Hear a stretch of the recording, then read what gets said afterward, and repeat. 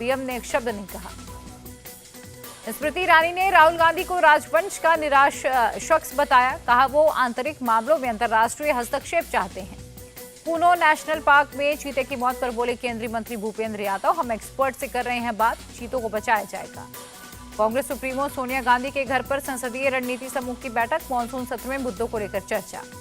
Modi surname case में Rahul Gandhi supreme court पहुंचे। Gujarat high court के फैसले के खिलाफ याचिका दायर की। हेट स्पीच मामले में आजम खान को 2 साल की सजा, 2019 में दर्ज हुआ था केस। सीएम गहलोत ने किया सड़कों के कामों का शिलान्यास, 1528 करोड़ रुपए की लागत से सड़कों का काम होगा।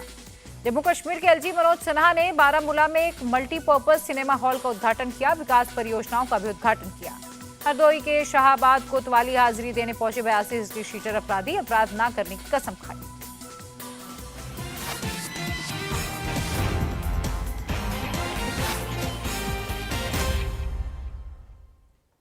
नमस्कार, आप देख रहे हैं इंडिया टीवी। आपके साथ मैं हूं पंकज भार्गव। दिल्ली में पानी का लेवल लगातार उठ रहा है और पॉलिटिक्स का स्तर लगातार गिर रहा है। आज केजरीवाल की पूरी फ्रंट टीम ने जोर से यही बताना शुरू कर दिया कि दिल्ली में सैलाब कुदरती नहीं है, सैलाब के पीछे बड़ी साजिश हुई है और साजिश सियासी हुई है। दिल्ली सरकार इसके लिए जिम्मेदार बिल्कुल नहीं है। मोदी सरकार और खट्टर सरकार की पूरी गलती है। अपने दावे को सही साबित करने के लिए आम आदमी पार्टी ने बाकायदा एक वीडियो जारी किया। केजरीवाल की टीम हथनी कुंड बैराज की लॉगबुक हाथ में लेकर बैठी, एक एक लाइन की अपने हिसाब से व्याख्या की। बताया कि जो पानी उत्तर प्रदेश और हरियाणा की तरफ भी भेजा जाता है वो नहीं भेजा गया, पूरा प्रेशर दिल्ली पर डाल दिया गया।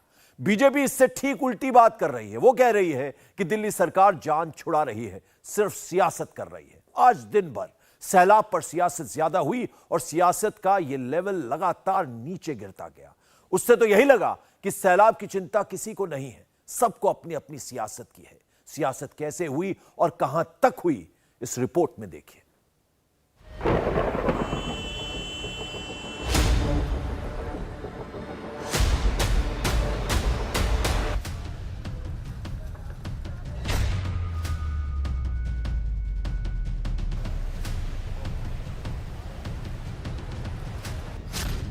क्या दिल्ली में बाढ़ आई नहीं, लाई गई है?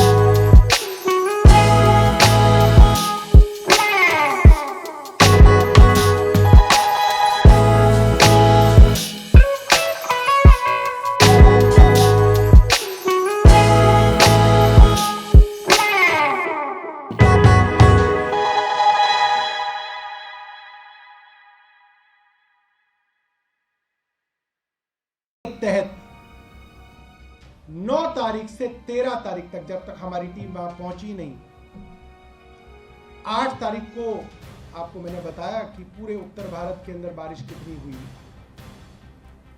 और 9 तारीख से 13 तारीख तक वेस्टर्न कैनाल के अंदर पानी नहीं छोड़ा गया।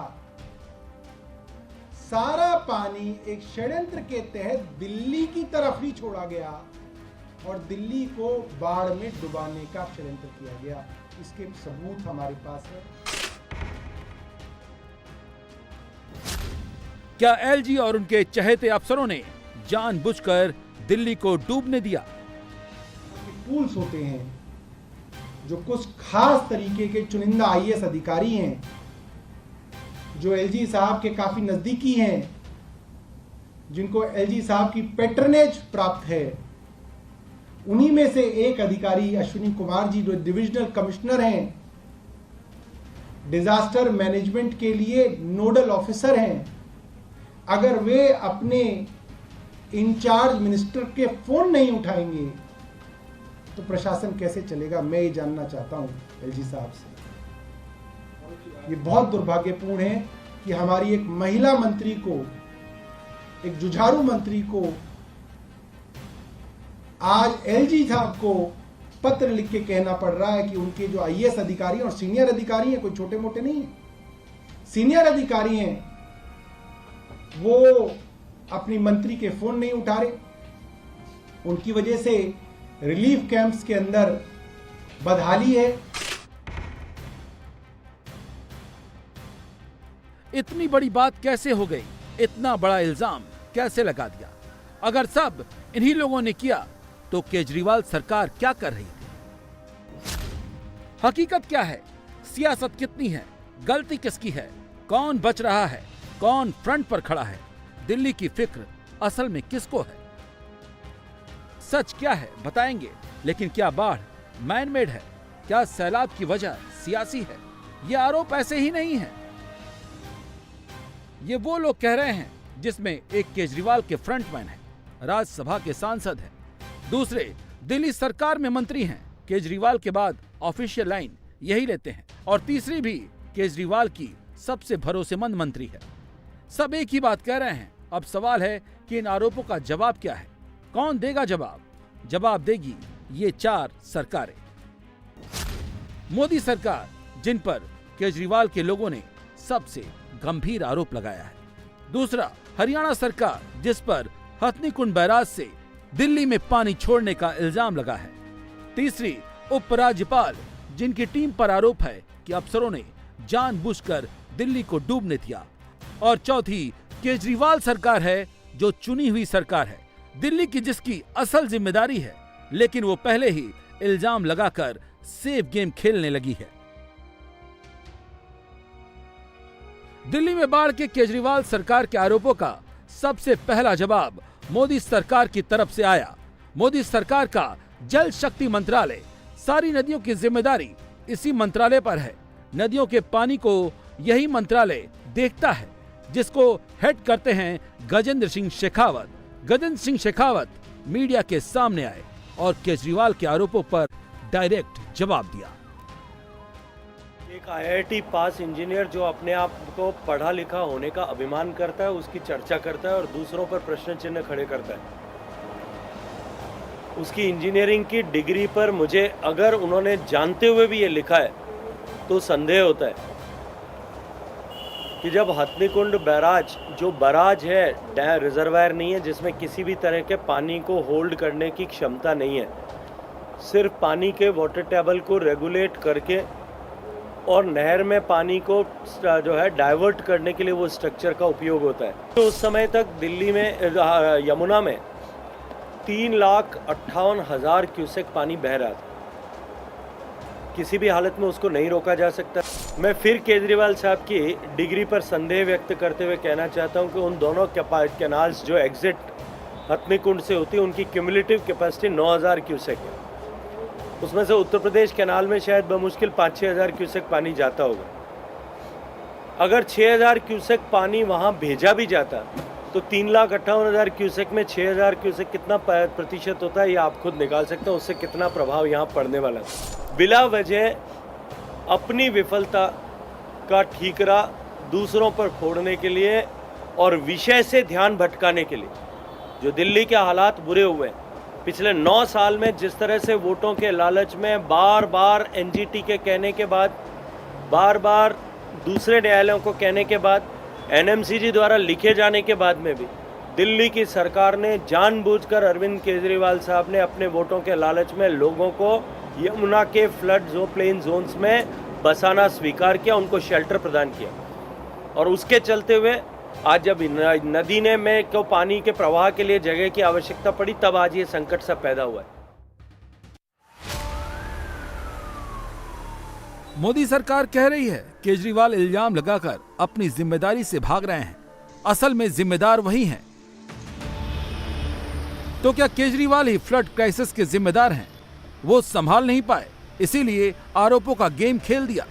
दोनों तरफ से आरोप लग रहे हैं, लेकिन इसका सच क्या है? केजरीवाल की टीम हथनी कुंड बैराज का लॉग बुक लेकर आई, मीडिया के सामने वीडियो भी चलाया। संजय सिंह भी वही रिकॉर्ड लेकर आए। बताने की कोशिश हुई, डूबी नहीं, डुबाई गई दिल्ली। खट्टर सरकार का इसमें रोल मेन है।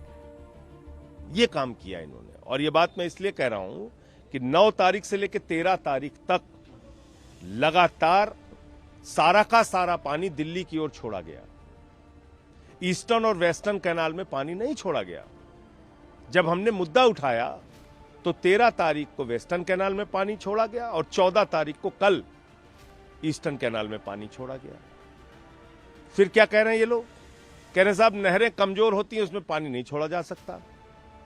तो आप बताइए कि जब आपने 9 से 13 तक पानी नहीं छोड़ा तो 13 तारीख तक जब हमने मुद्दा उठाया तो तुरंत वो नहरें मजबूत हो गई, तुरंत आपने पानी छोड़ दिया। जो नहरें 13 तारीख तक कमजोर थीं वो 14 तारीख को मजबूत हो गई, तुरंत पानी छोड़ दिया आपने। तो सीधे सीधे इन लोगों के खिलाफ ये एक आपराधिक कृत्य है, इनके खिलाफ मुकदमा होना चाहिए, इसकी जांच होनी चाहिए गहनता से। आरोप गंभीर हैं, जवाब हरियाणा सरकार को देना है। हरियाणा सरकार मतलब वहां का सिंचाई विभाग। क्या हरियाणा सरकार ने दिल्ली को बहाने की साजिश रची? क्या केजरीवाल सरकार हरियाणा सरकार को फंसा रही है? इसका जवाब हरियाणा के गृह मंत्री ने दिया है।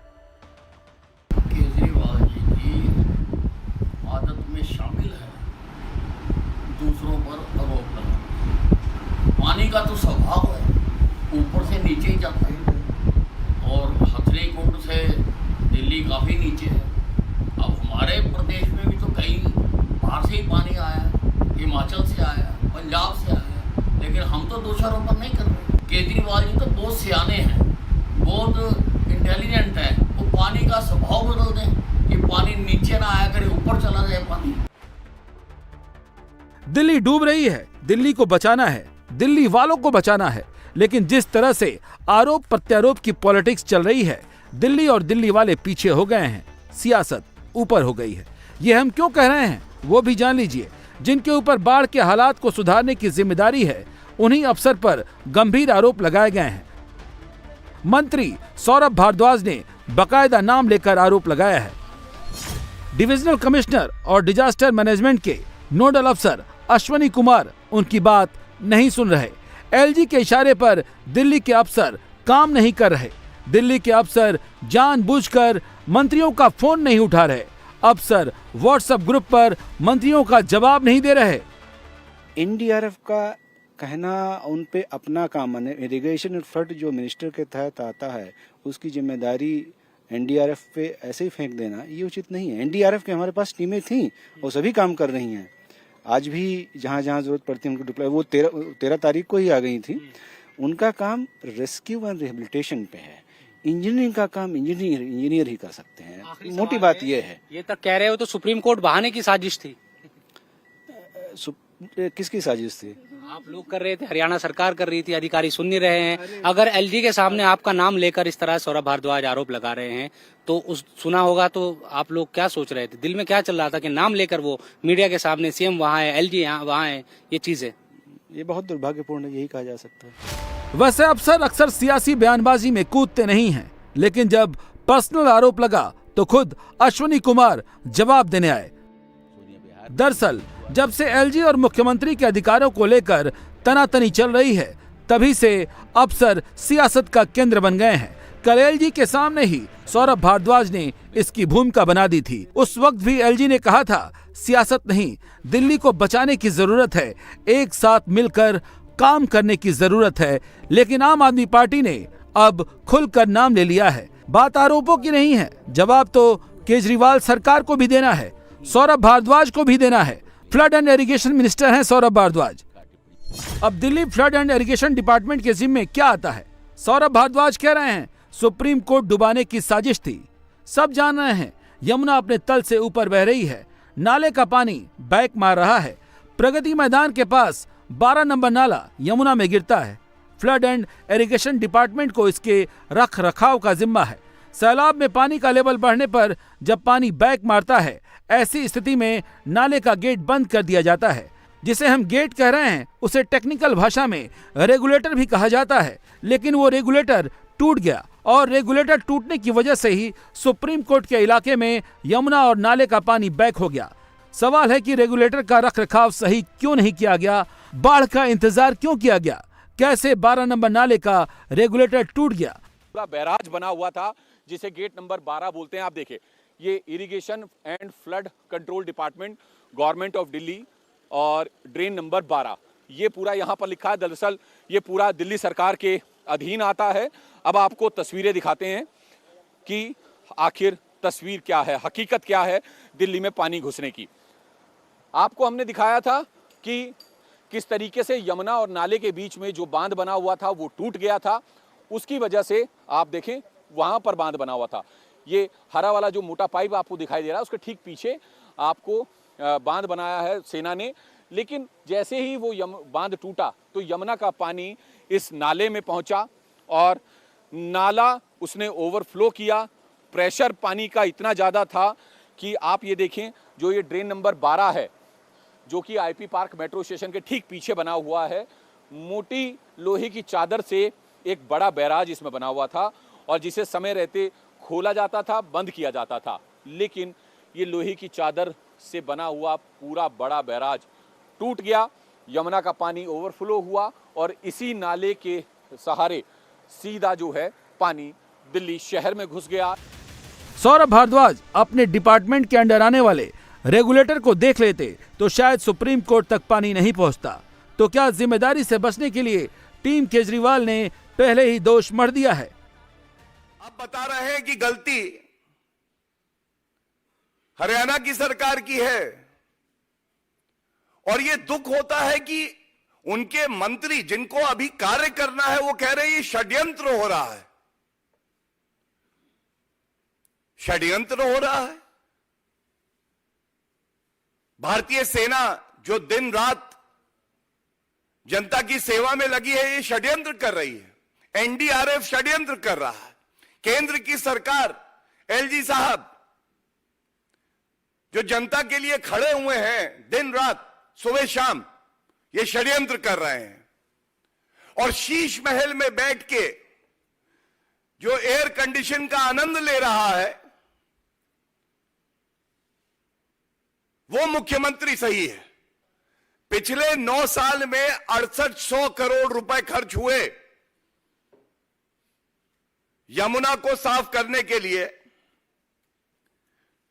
ये जो डीसिल्टिंग का काम है इरिगेशन डिपार्टमेंट के तत्वाधान में आता है।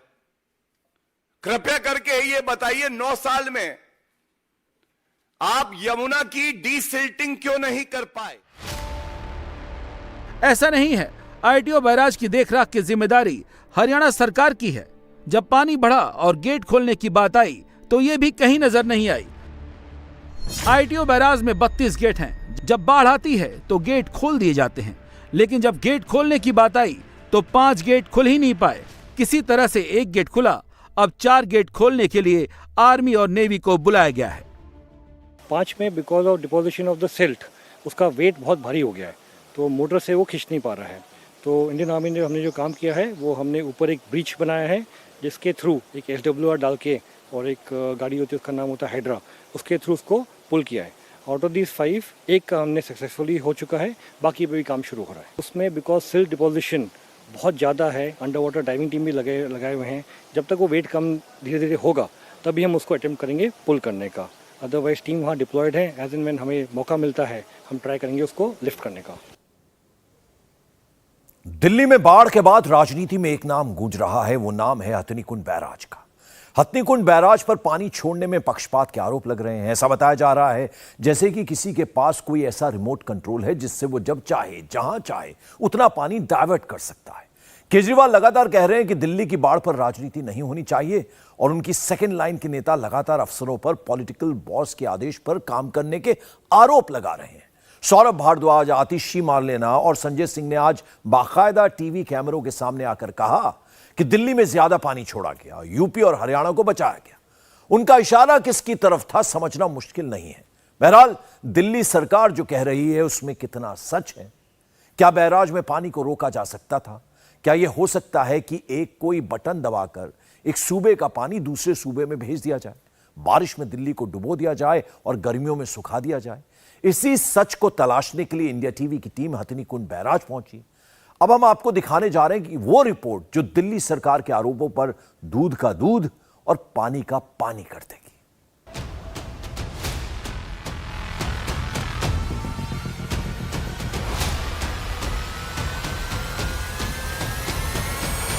तारीख से लेकर 13 तारीख तक लगातार सारा का सारा पानी दिल्ली की ओर छोड़ा गया।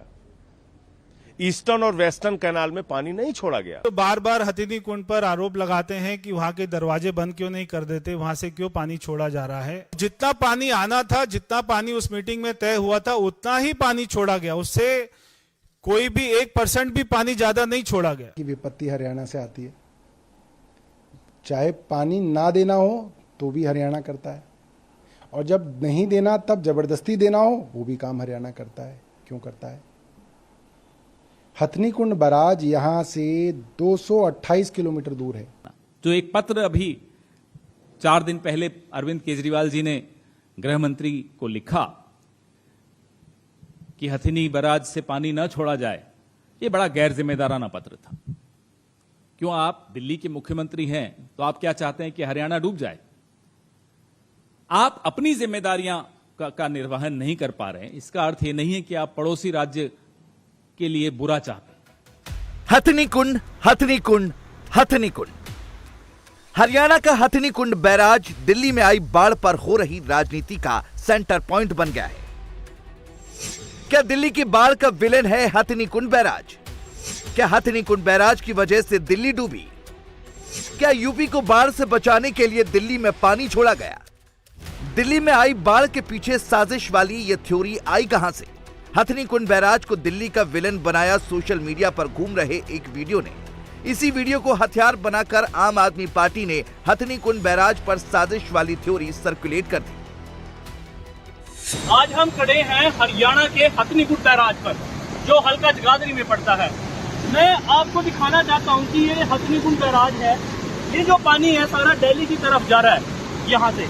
साथ ही मैं आपको दिखाऊंगा कि यहाँ पे इससे एक पानी और डाइवर्ट किया जा सकता है। ये जो पानी है ये यूपी की साइड सहारनपुर साइड एक नहर जाती है, तो उसमें ये डाइवर्ट किया जा सकता है। सारा पानी दिल्ली की तरफ जा रहा है और ये देखिए ये सहारनपुर यूपी को ये नहर जाती है साथ में, जो हमने आपको दिखाया था। 14 जुलाई फ्राइडे के दिन मैं यहाँ खड़ा हूँ सुबह। अब आप देखिए ये नहर बिल्कुल ही सूखी है। ये वो पानी है सारा के सारा जो दिल्ली को जा रहा है। दिल्ली में यमुना में बाढ़ आई तो हर जगह ये सवाल खड़े होने लगे कि हरियाणा के हथनीकुंड बैराज से जो पानी छोड़ा जा रहा है उस वजह से दिल्ली के अंदर इस तरीके के हालात हैं। हाल फिलहाल में कुछ वीडियो भी कुछ लोगों ने बनाकर ये दिखाने की कोशिश की कि दिल्ली के अंदर जानबूझ के ज्यादा पानी छोड़ा जा रहा है, जबकि यूपी में पानी नहीं छोड़ा जा रहा है। हकीकत क्या है? इन सारे सवालों का जवाब ढूंढने के लिए इंडिया टीवी की टीम इस वक्त आई है हरियाणा के यमुनानगर के हथनीकुंड बैराज में, और यहां पर आने का मकसद ये है ताकि असलियत क्या है, साफ तस्वीर क्या है, वो हम आप तक पहुंचा सकें। ये पहला मौका नहीं है जब दिल्ली में बाढ़ के पीछे हथनीकुंड का नाम सामने आया है। दिल्ली में जब भी यमुना का जल स्तर बढ़ता है तो हमेशा हथनीकुंड बैराज का नाम सामने आता है। हथनीकुंड बैराज का यूपी से क्या कनेक्शन है, ये सब समझने के लिए आपको हथनीकुंड बैराज कैसे काम करता है ये जानना जरूरी है। दरअसल हथनीकुंड बैराज है, डैम नहीं है। ये हरियाणा के यमुनानगर में है। हिमाचल प्रदेश से जो पानी बैराज में आता है वो सिर्फ उस पानी को रोककर उसे डाइवर्ट करने का काम करता है। दिल्ली की ओर जो पानी छोड़ा जाता है वो सीधे यमुना में मिलता है। हथनीकुंड बैराज की लंबाई 360 मीटर है।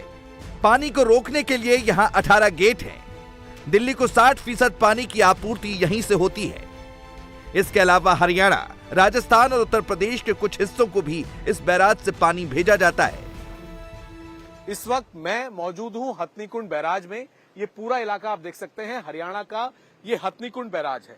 सामने की तरफ से हम आपको बताएं, यमुनोत्री, उत्तराखंड, हिमाचल की तरफ से पानी जब आता है, बरसात का पानी, प्राकृतिक पानी यहां पर आता है और यहां पर जब पानी पहुंचता है, यहां से पानी जो है वो उत्तर प्रदेश, राजस्थान, दिल्ली, इन गेटों के सहारे जाता है। ये जो आप देख रहे हैं हथनीकुंड बैराज, यहां से 200 किलोमीटर दूर यमुनोत्री है और इसी तरीके से 200 किलोमीटर दूर यहां से दिल्ली है। जब पानी आगे से आता है उत्तराखंड से, हिमाचल से, जब वहां पर प्राकृतिक आपदा होती है, बरसात होती है, तो वो पानी बहते हुए सीधा यहां पर आता है। और यहां पर आने के बाद ये जो सामने 18 गेट है, इन 18 गेट के जरिए नीचे की तरफ मैं आपको दिखाऊंगा कि किस तरीके का गेट है। ये देखिए, इस तरीके के ये गेट है। फिलहाल गेट से नीचे पानी है क्योंकि अभी लेवल जो है वो काफी कम है और जब पानी का लेवल ऊपर होता है तो इन गेट को क्रॉस करके पानी सीधा आगे दिल्ली की तरफ जाता है, यमुना नदी की तरफ जाता है। हथनीकुंड बैराज से 2 कनाल यानी नहरों में पानी छोड़ा जाता है। ईस्टर्न यमुना कनाल, वेस्टर्न यमुना कनाल। ईस्टर्न यमुना कनाल से यूपी के लिए पानी छोड़ा जाता है। इसकी कैपेसिटी 4000 क्यूसेक है। वेस्टर्न यमुना कनाल से हरियाणा और दिल्ली को पानी दिया जाता है। इसकी कैपेसिटी 20,000 क्यूसेक है। इन दोनों कैनाल में कितना पानी छोड़ा जाएगा, इसका कंट्रोल हथनीकुंड बैराज के पास होता है। जिस राज्य से जितनी डिमांड आती है उतने पानी की सप्लाई उसे की जाती है। मेरे इस साइड जो आप ये गेट देख रहे हैं, ये टोटल 10 गेट हैं और इन 10 गेट के जरिए हरियाणा और दिल्ली की तरफ पानी जाता है। लेकिन इस पानी को जरूरत के हिसाब से छोड़ा जाता है। दिल्ली के अंदर पीने के पानी की बात करें, हरियाणा में सिंचाई की बात करें, इसकी अगर हम कैपेसिटी हम आपको बताएं तो तकरीबन 20,000 क्यूसेक पानी जो है वो इन 10 गेट के जरिए छोड़ा जाता है हरियाणा और दिल्ली की तरफ। सामने आप 4 गेट देख रहे हैं। वो जो 4 गेट हैं वो उत्तर प्रदेश जाने वाला एक वहां पर एक कनाल बनाई हुई है, वो उत्तर प्रदेश जाने वाला रास्ता है।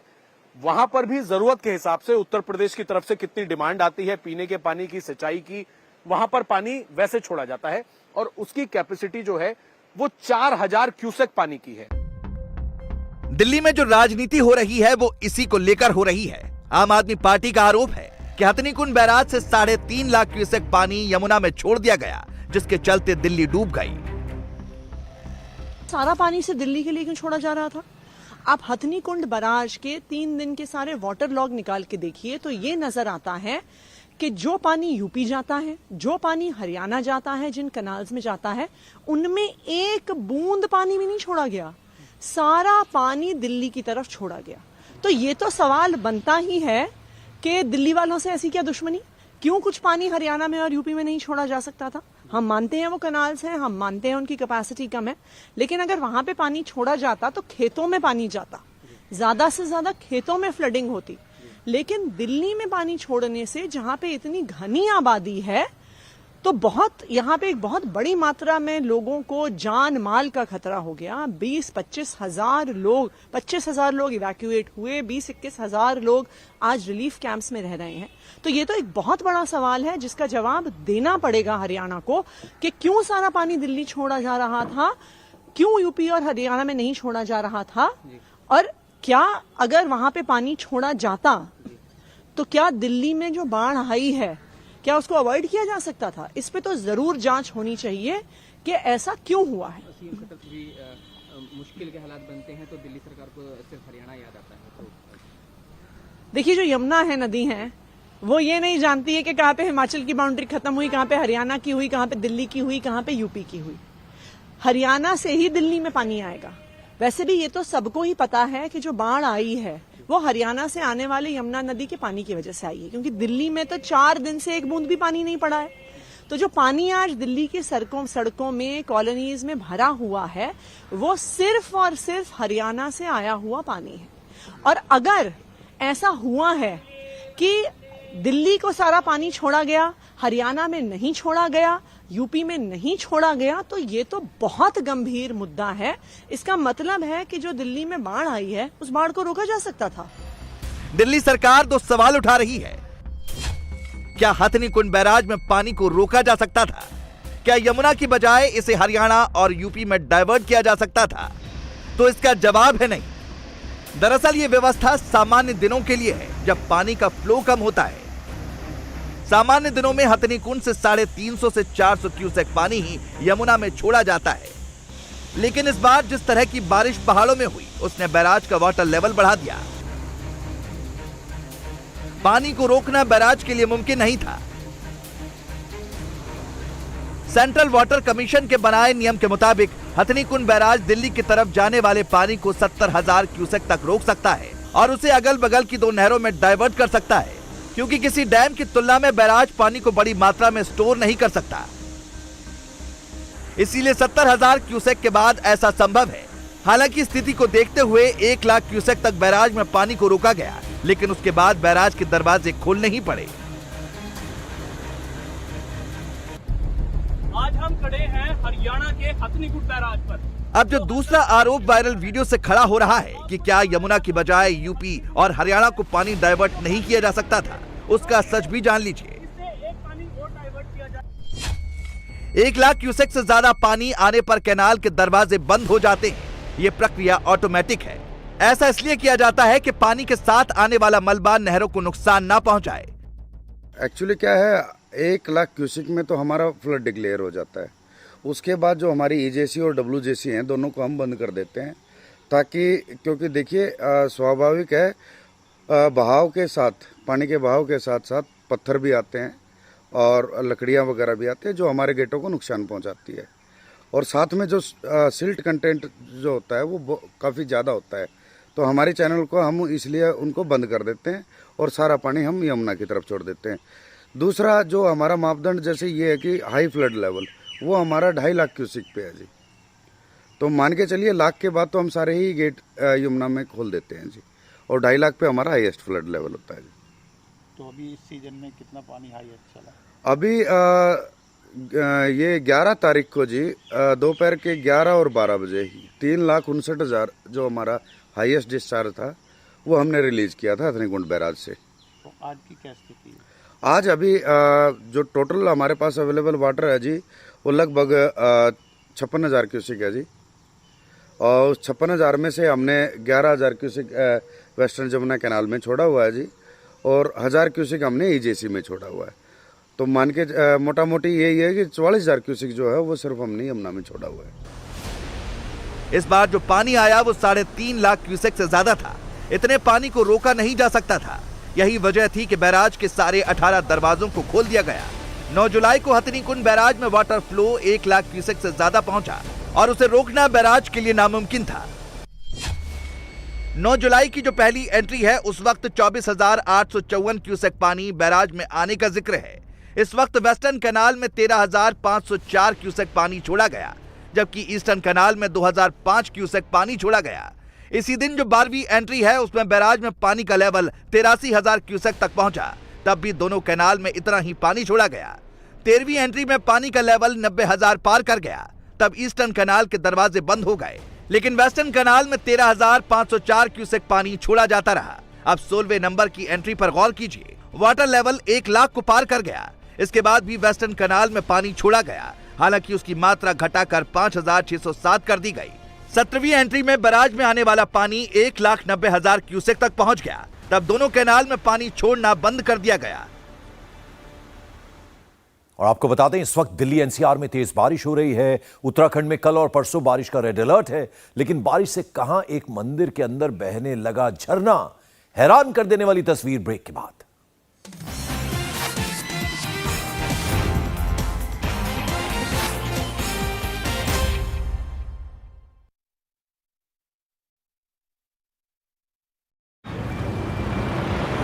प्रिया, नहीं यार, दांतों में दर्द है।